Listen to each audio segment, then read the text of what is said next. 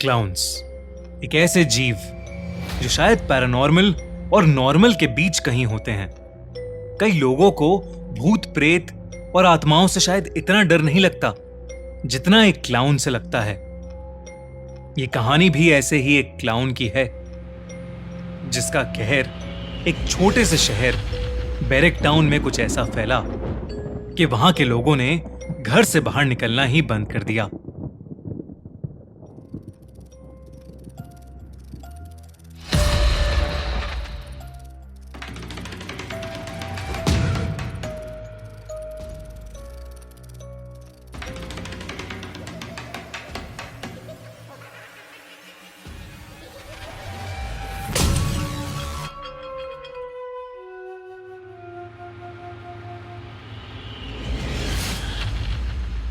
आज एना का बर्थडे है। वो पूरे 13 साल की हो गई है। उसके बर्थडे पर उसकी मॉम मेगन और डैड स्टीव ने पूरा घर सजाया है, पर एना ने सुबह से अपना कमरा ही नहीं खोला। एना, ओपन द डोर बेटा। देखो, तुम्हारे पापा और मैंने तुम्हारे बर्थडे के लिए पूरा घर डेकोरेट किया है। एना, जिद नहीं करते, जल्दी से बाहर आओ। अब अपनी मॉम को परेशान मत करो। मेगन और स्टीव के कई बार बुलाने पर भी कोई जवाब नहीं आया। अंदर से बस सिसकियों की आवाज आ रही थी। वो आवाज सुनकर एना के पेरेंट्स थोड़े परेशान हो गए। उन्होंने फिर से एक बार एना को दरवाजा खोलने के लिए कहा तो एना उन पर चिल्ला पड़ी, बस करो, प्लीज बस करो। पर एना बेटा, क्या हुआ? जो कुछ भी हुआ है तुम दोनों की वजह से हुआ है।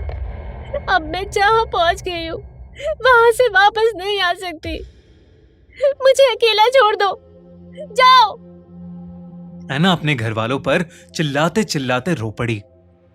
उसके बेड पर उसके पास ही एक डॉल पड़ी थी, एक क्लाउन की डॉल। उसने उस डॉल को उठाया और रोते रोते गले से लगा लिया। लेकिन आज जो हो रहा था वो पहली बार नहीं था।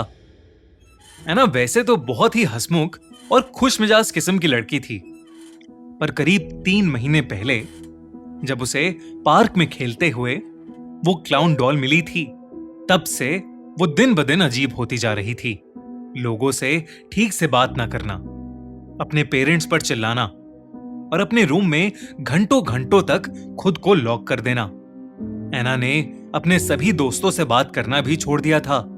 वो बस पूरे टाइम अपनी क्लाउन डॉल से ही खेलती रहती थी। पहले तो एना के पेरेंट्स को लगा कि शायद बच्चों के अंदर टीनेज की उम्र में ऐसे बिहेवियर चेंजेस या बदलाव आते ही हैं। लेकिन अब सिचुएशन थोड़ी ज्यादा आगे बढ़ रही थी। एना के ऐसे बुरी तरह चिल्लाने के बाद एना की मॉम मेघन के भी आंसू आ गए थे। एना के डैड स्टीव ने मेघन के कंधे पर हाथ रखा और मेघन को दिलासा देते हुए वो उसे एना के कमरे के दरवाजे से दूर लेकर चला गया। लेकिन एना के साथ अंदर कोई और भी था। वो क्लाउन डॉल अब एना के पास नहीं थी, बल्कि एना के पास खुद एक क्लाउन बैठा था जो एना के आंसू पोंछ रहा था। एना की जिंदगी में जो कुछ भी घट रहा था वो बहुत अजीब था, लेकिन उससे भी कुछ ज्यादा ही अजीब होने वाला था उस रात, जो बैरक टाउन के हर एक इंसान का दिल दहला देने वाला था। रॉबिन, एक टीनेजर, अपने दोस्तों के साथ हैंग आउट करके वापस घर लौट रहा था। शाम का समय था और मौसम थोड़ा बिगड़ने लगा था। एकदम से बादल गरजने लगे और आसमान में अंधेरा छा गया। जोरों की एक बिजली कड़की और बहुत तेज बारिश शुरू हो गई। रॉबिन को अब अपनी बाइसिकल चलाने में बहुत दिक्कत हो रही थी, पर वो किसी तरह आगे बढ़ता जा रहा था। लेकिन आगे बढ़ते हुए अचानक से उसके सामने कोई आ गया। कोई अपने हाथ में बड़े सारे गुब्बारे लिए रोड के ठीक सामने खड़ा हो गया था। वो कौन था पता ही नहीं चल पा रहा था, क्योंकि उसका चेहरा गुब्बारों के पीछे ढका हुआ था।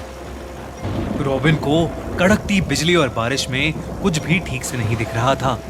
ताकि वो उस इंसान से टकरा न जाए, इसलिए उसने जल्दी से अपनी बाइसिकल का हैंडल मोड़ा और उसके हैंडल मोड़ते ही उसकी बाइसिकल रोड पर फिसल गई और रॉबिन धम से जमीन पर नीचे गिर पड़ा। गिरने की वजह से उसके पैर में चोट लग गई थी। रॉबिन नीचे जमीन पर गिरा हुआ था और जब उसने आसपास उस इंसान को देखने की कोशिश की जिसका चेहरा गुब्बारों के पीछे छुपा हुआ था, तो वो इंसान दूर दूर तक कहीं नहीं था। फिर अचानक बिजली कड़की और वो आदमी रॉबिन के ठीक सामने आ गया। Hello, surprise surprise. रॉबिन के सामने कोई और नहीं बल्कि एक भयानक दिखने वाला क्लाउन खड़ा था, जिसे देखते ही रॉबिन कांप उठा। लेकिन इससे पहले कि वो कुछ कर पाता या कुछ कह पाता,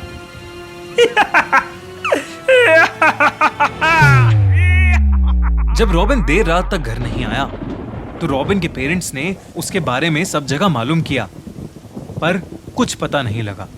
जब कहीं से कुछ भी इंफॉर्मेशन नहीं मिल रही थी तो उन्होंने पुलिस को खबर की। पूरे शहर में रॉबिन की खोज शुरू हो गई। छानबीन के दौरान एक पुलिस कार उसी रोड से गुजर रही थी जिस पर रॉबिन कुछ देर पहले अपनी बाइसिकल से गिरा था। वो पुलिस कार एक जगह आकर रुकी। वहीं पास में रॉबिन की बाइसिकल भी गिरी पड़ी थी। उस कार में से 2 ऑफिसर्स उतरकर रोड के दूसरी तरफ के एक पेड़ को देखने लगे। दोनों के चेहरे का रंग पीला पड़ गया था। जल्दी से सर को फोन लगा।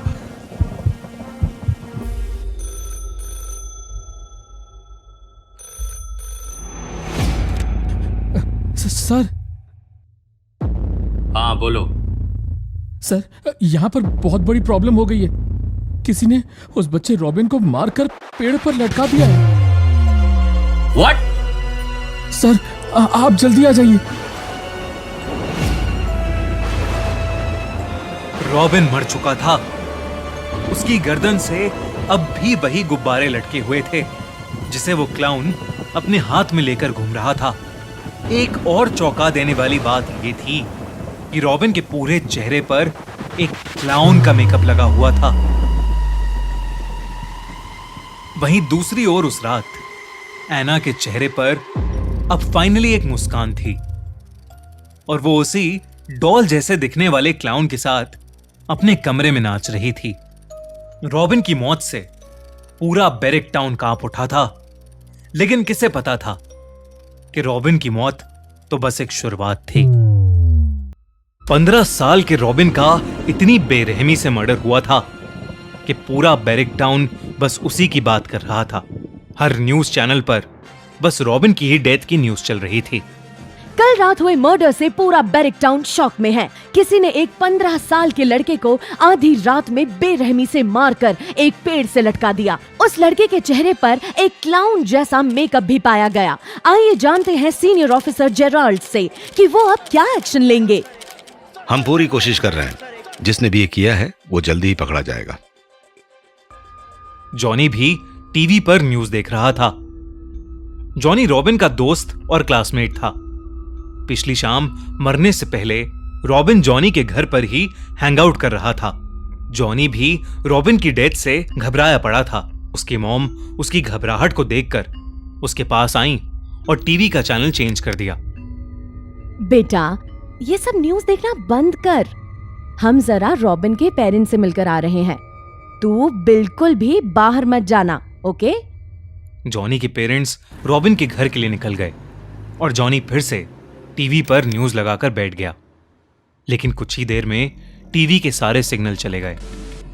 घर की लाइट्स भी अचानक ऑफ हो गईं। टीवी भी बंद हो गया। लेकिन अचानक टीवी दोबारा ऑन हुआ। टीवी की स्क्रीन पर जॉनी को जो दिखा उसे देखकर वो सुन्न पड़ गया। टीवी की स्क्रीन पर वही भयानक क्लाउन था। Hello, surprise surprise. टीवी पर उस क्लाउन के हंसते ही घर की सारी लाइट्स फ्लिकर करने लगी। जॉनी सुन्न होकर टीवी स्क्रीन पर उस खौफनाक क्लाउन को देखे ही जा रहा था कि अचानक वो क्लाउन टीवी के बाहर आ गया। Twinkle, twinkle, little star.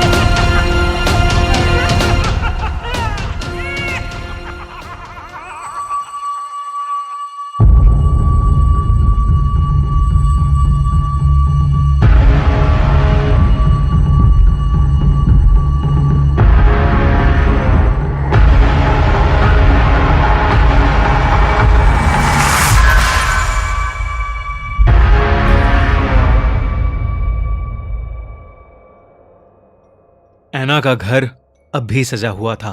पिछले कुछ दिनों की तरह एना आज भी बड़ी मुश्किल से स्कूल गई थी। पर एना की मॉम मेगन काफी घबराई हुई थी क्योंकि शाम के 6 बज चुके थे और एना अब तक स्कूल से वापस नहीं आई थी। स्कूल 3 बजे खत्म हो जाता था और एना को अब तक हर हाल में घर आ जाना चाहिए था। मेगन ने आस पड़ोस में पता किया तो सभी बच्चे स्कूल से वापस अपने अपने घर आ चुके थे।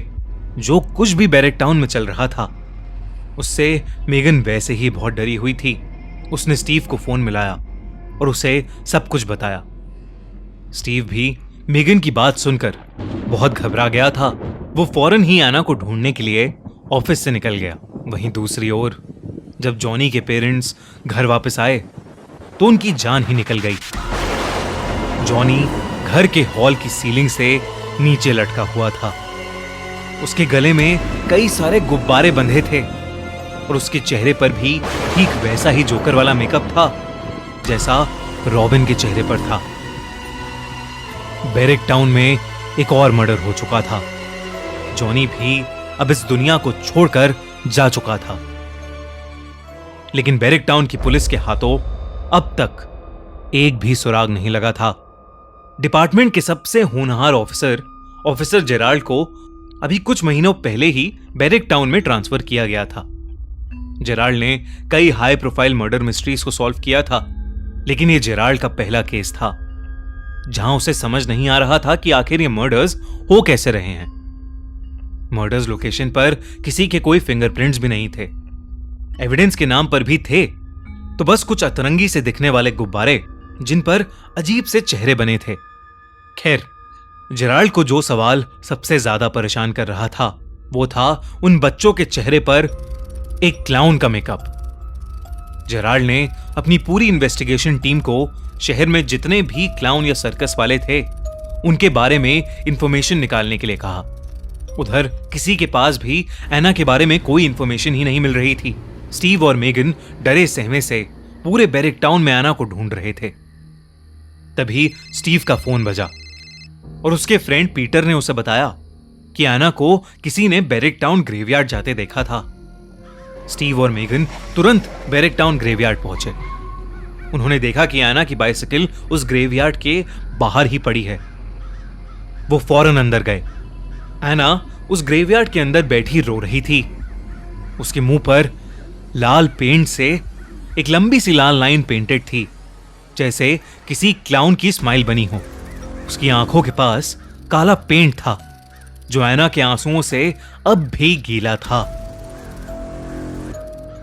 मेगन ने घबराई हुई एना को देखते ही कस के गले लगा लिया। एना के पेरेंट्स उसे वापस घर ले जाने लगे।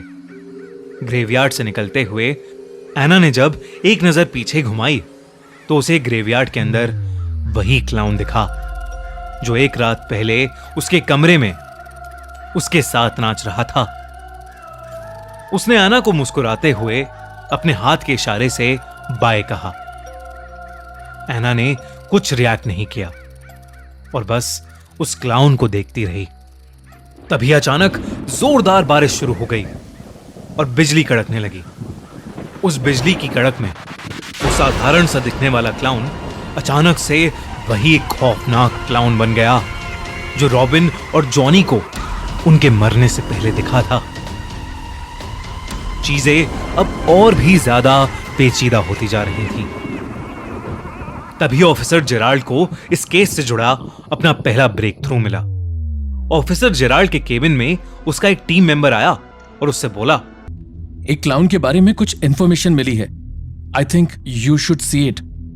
जेराल्ड कॉन्फ्रेंस रूम में आया तो उसने देखा कि स्क्रीन पर कुछ फोटोज प्रोजेक्ट हो रही थीं। उन्हें देखकर जेराल्ड शॉक्ड हो गया। सर, आज से करीब 10 साल पहले पुलिस ने जेम्स नाम के एक सीरियल किलर को अपनी कस्टडी में लिया था। जेम्स अपने प्रोफेशन से एक क्लाउन था और उसने अपनी पूरी सर्कस टीम के हर एक इंसान को एक एक करके मार डाला था। कुल मिलाकर उसने 12 मर्डर्स किए थे। ये बैरिक टाउन के लोगों के लिए एक रोंगटे खड़े कर देने वाली खबर होती, लेकिन इस खबर के मीडिया में फैलने से पहले ही पुलिस ने इस बात को दबा दिया था।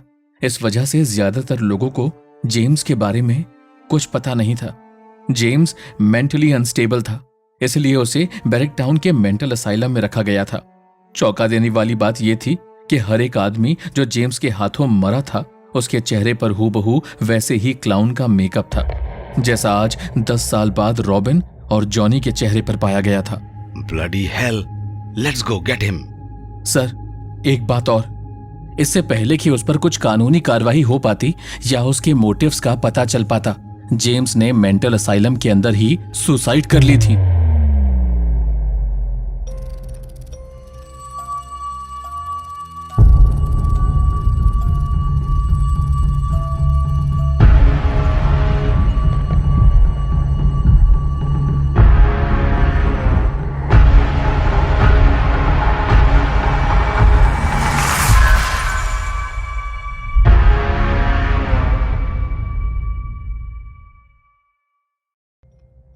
उस रात जब ऑफिसर जेराल्ड को जेम्स के बारे में पता चला तो उसके दिमाग में बस एक सवाल था कि जेम्स मर चुका था तो अब ये सब कौन कर रहा है। जेराल्ड ने अपनी टीम के सभी लोगों को जेम्स के बारे में छोटी से छोटी इंफॉर्मेशन ढूंढ निकालने का ऑर्डर दिया। साथ ही जेराल्ड ने बैरिक टाउन के कमिश्नर से स्पेशल ऑर्डर्स लेकर पूरे बैरिक टाउन में सिक्योरिटी फोर्स को और बढ़वा दिया था।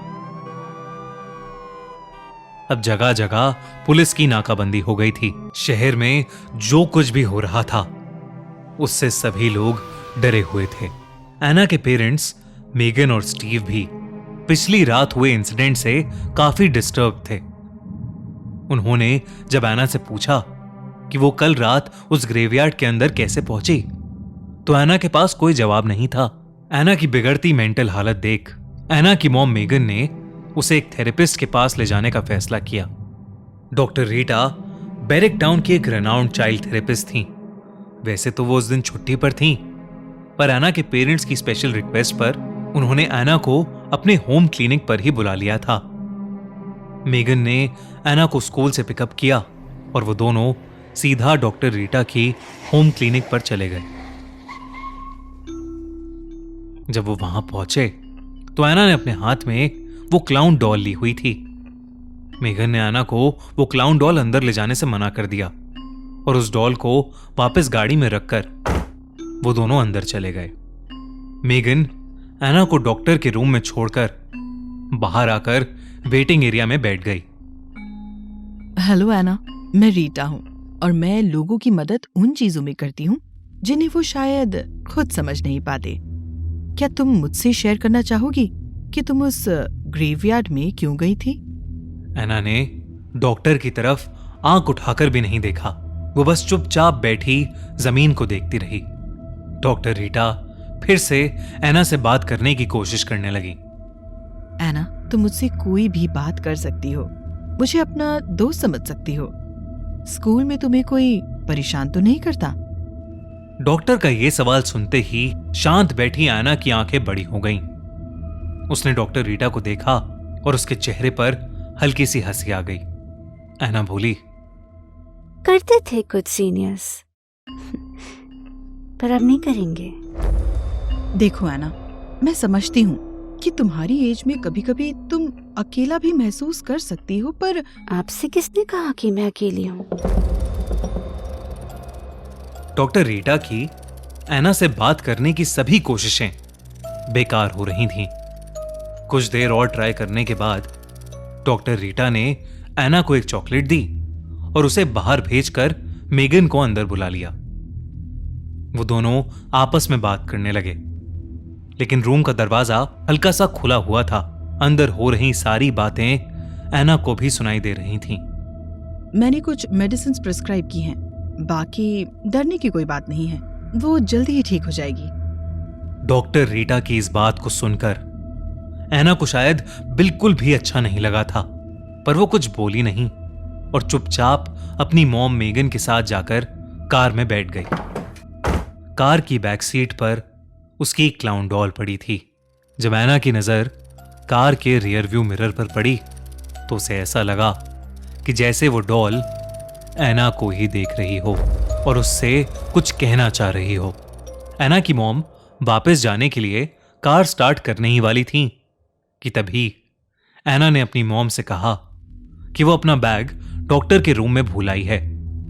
एना कार से उतरी, बैक सीट से अपनी क्लाउन डॉल उठाई और उसने अपनी मॉम को बोला कि वो बस अभी आ रही है।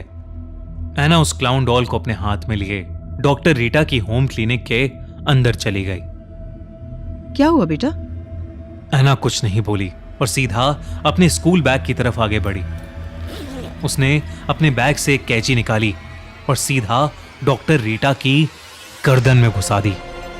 डॉक्टर रीटा दर्द से कर्रा उठी।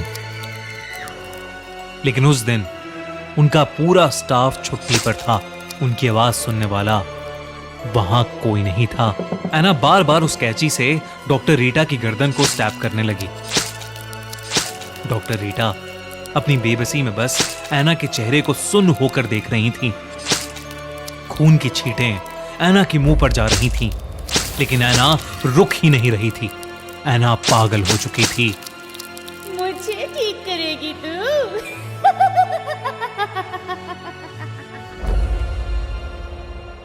कुछ ही देर बाद एना अपना बैग अपने पीछे लटकाए और वो क्लाउन डॉल हाथों में पकड़े क्लिनिक के बाहर आई और सीधा आकर गाड़ी में बैठ गई। उसे देखकर ऐसा लग रहा था जैसे कुछ हुआ ही ना हो। उसके चेहरे या कपड़ों पर खून की एक भी छींट नहीं थी तो बस चेहरे पर एक बड़ी सी स्माइल। मेगन ने एना के चेहरे पर बड़े दिनों बाद ऐसी स्माइल देखी थी। तब मेगन को लगा कि एना को थेरेपिस्ट के पास लाना शायद एक सही डिसीजन था, लेकिन वो नहीं जानती थी कि एना के हाथों अभी क्या घटा था। दूसरी तरफ ऑफिसर जेराल्ड और उनकी टीम को जेम्स के बारे में इंफॉर्मेशन तो मिल रही थी, लेकिन वो इंफॉर्मेशन किसी काम की नहीं थी। उससे कोई भी ऐसा क्लू नहीं मिल रहा था जिससे केस में आगे बढ़ा जा सके।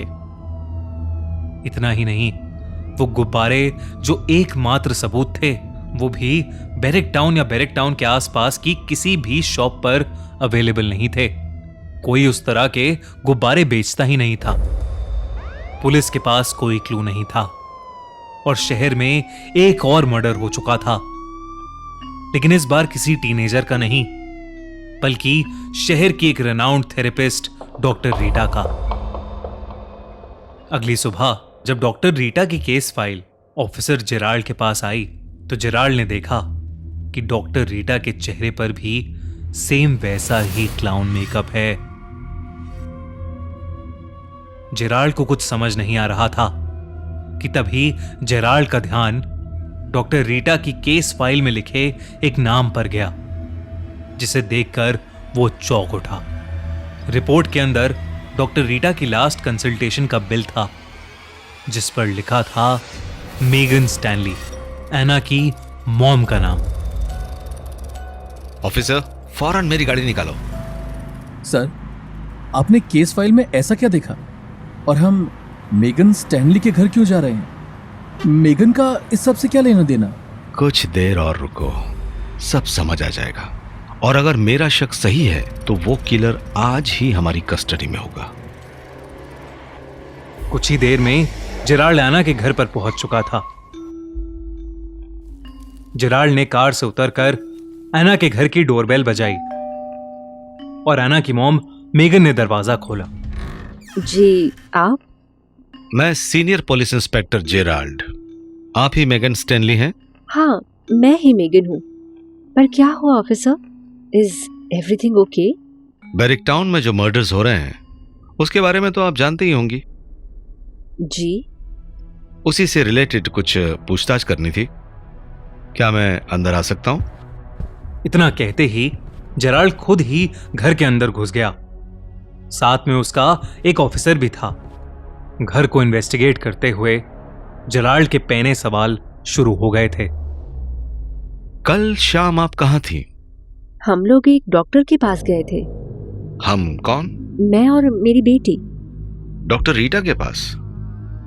जी वो तो एक चाइल्ड थेरेपिस्ट हैं।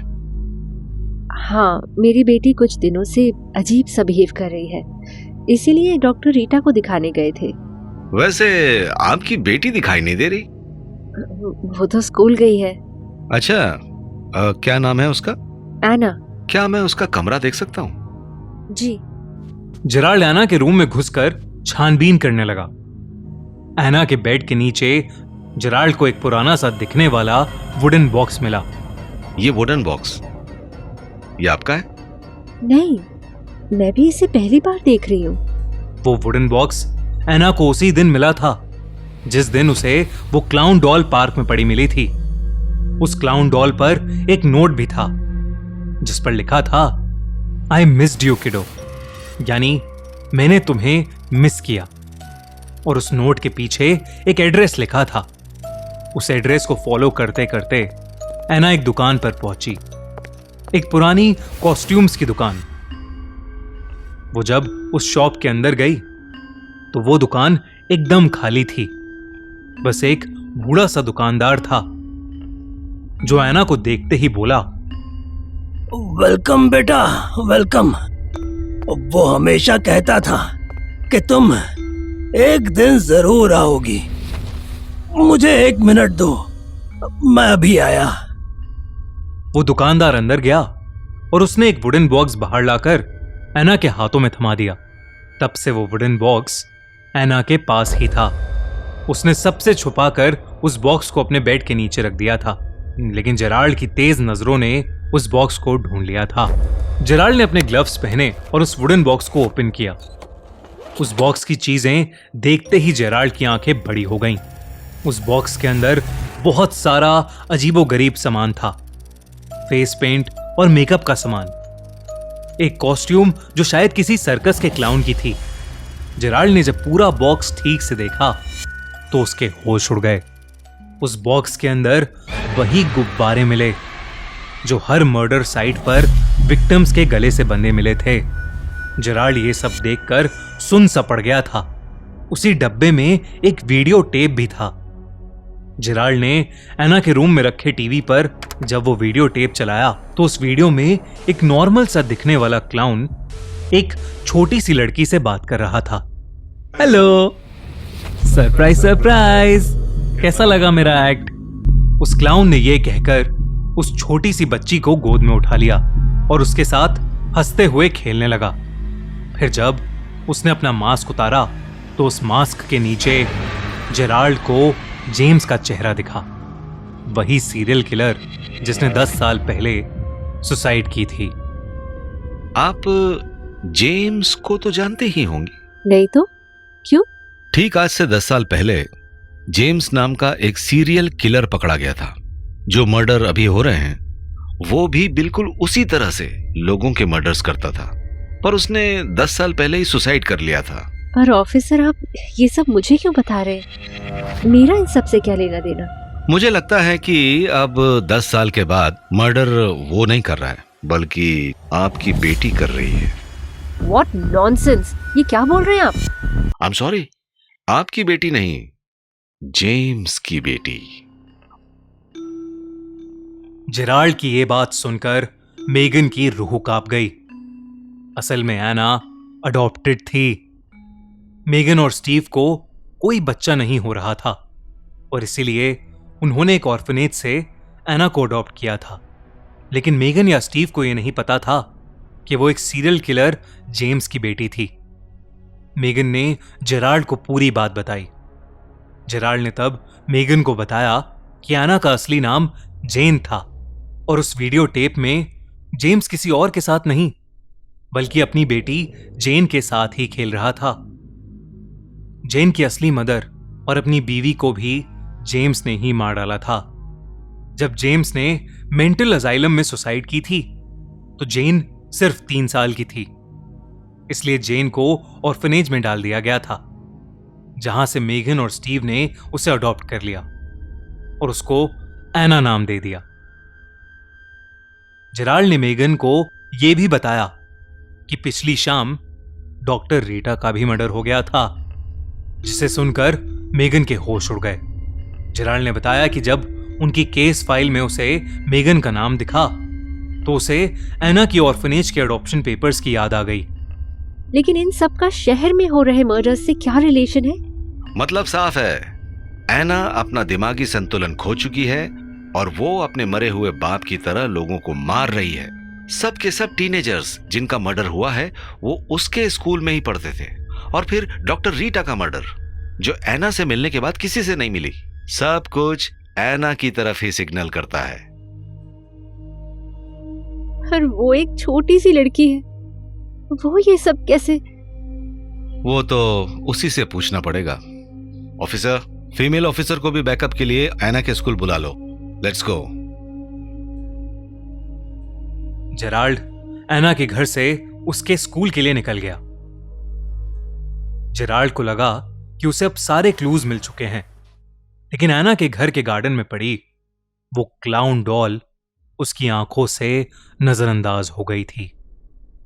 वहीं एना की मॉम मेगन अपने आंसू लिए दरवाजे पर शॉक्ड खड़ी थी। मेगन ने स्टीव को फोन मिलाया और रोते हुए कहा, स्टीव, स्टीव प्लीज जल्दी आ जाओ। जेराल्ड को अब सब साफ साफ समझ आ रहा था।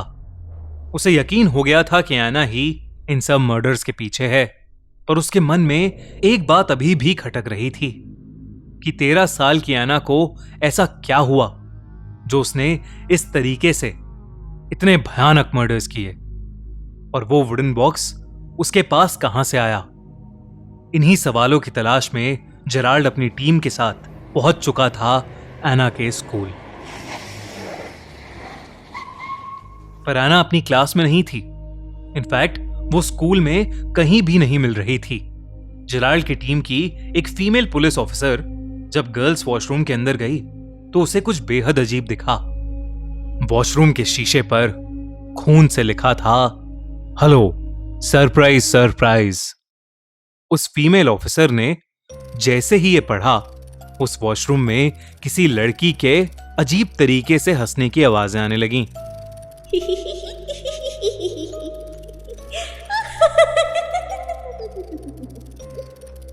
वो आवाज वॉशरूम के एक टॉयलेट से ही आ रही थी।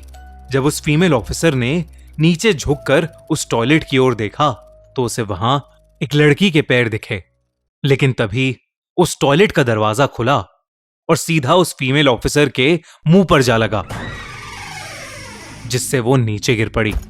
एक लड़की हंसते हुए उस टॉयलेट से बाहर आई। वो लड़की और कोई नहीं बल्कि एना ही थी, लेकिन ऐसा लग रहा था कि जैसे वो पूरी तरह से पागल हो चुकी हो। उसके पूरे चेहरे पर एक क्लाउन का मेकअप था, कुछ अलग सा ही मेकअप। एना बहुत ज्यादा डरावनी लग रही थी। एना के हाथ में वही गुब्बारे थे जो मर्डर विक्टिम्स के गले से बंधे होते थे। एना ने उन गुब्बारों की रस्सी से उस फीमेल ऑफिसर का गला दबाना शुरू कर दिया और उसका गला घोट घोट के उसे वहीं पर मार डाला। एना उसके बाद पागलों की तरह हंसने लगी।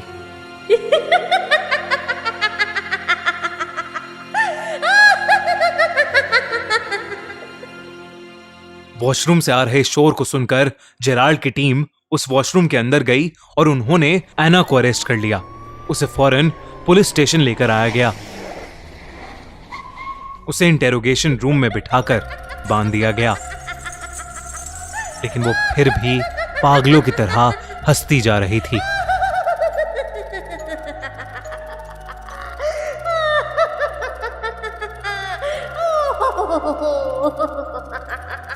ऐसा लग रहा था कि एना और ज्यादा भयानक होती जा रही हो। तभी जेराल्ड वो वुडन बॉक्स लेकर इंटेरोगेशन रूम में घुसा और एना से सवाल करने लगा। एना, कैसे मारा रॉबिन, जॉनी और रीटा को? बोलो बोलो। एना कुछ नहीं बोली, बस हंसती रही। अपने बाप जेम्स की तरह तुम भी पागल हो चुकी हो। ये सुनकर एना के चेहरे से हंसी गायब हो गई और अब वो जेराल्ड को देखकर अजीब अजीब सी आवाजें निकालने लगी। जेराल्ड ने वो वुडन बॉक्स एना के सामने रख दिया और उससे पूछा, ये वुडन बॉक्स कहां से मिला तुम्हें? हैं? बताओ मुझे, बोलो एना, बोलो। एना फिर कुछ नहीं बोली, बस वो अपनी पैनी नजरों से जेराल्ड को घूरती रही। जेराल्ड एक पल के लिए 13 साल की एना से घबरा सा गया था, लेकिन तभी जेराल्ड का फोन बज उठा। सर, एना के पेरेंट्स मेगन और स्टीव का मर्डर हो गया है और उनके चेहरे पर भी वैसा ही क्लाउन मेकअप है। जेराल्ड ये खबर सुनकर पूरी तरह हिल चुका था। एना जेराल्ड का पीला पड़ा चेहरा देख फिर से जोरों से हंसने लगी।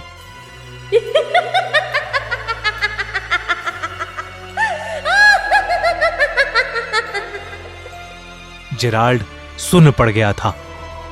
उसे पूरा यकीन था कि एना ने ही सारे मर्डर्स किए हैं, लेकिन फिर अब किसने स्टीव और मेगन को मार डाला था, यह उसकी समझ से परे था। तभी एना हंसते हुए बोली, मेरे डैड वापस आ गए, वो अब किसी को नहीं छोड़ेंगे।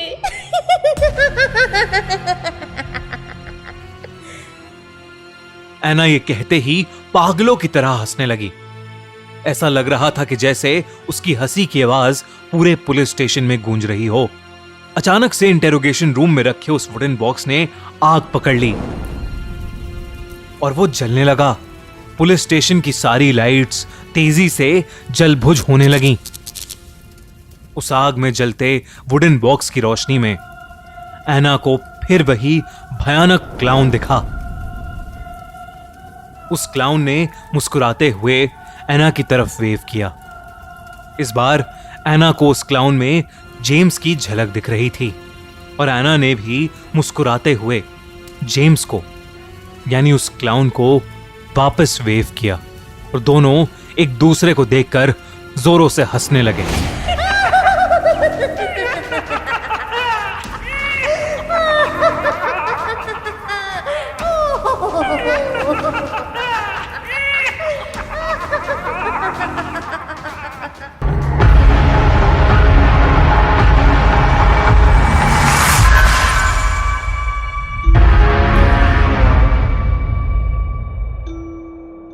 अगर आपको ये वीडियो अच्छी लगी तो हमारा चैनल खूनी मंडे सब्सक्राइब करना बिल्कुल मत भूलना।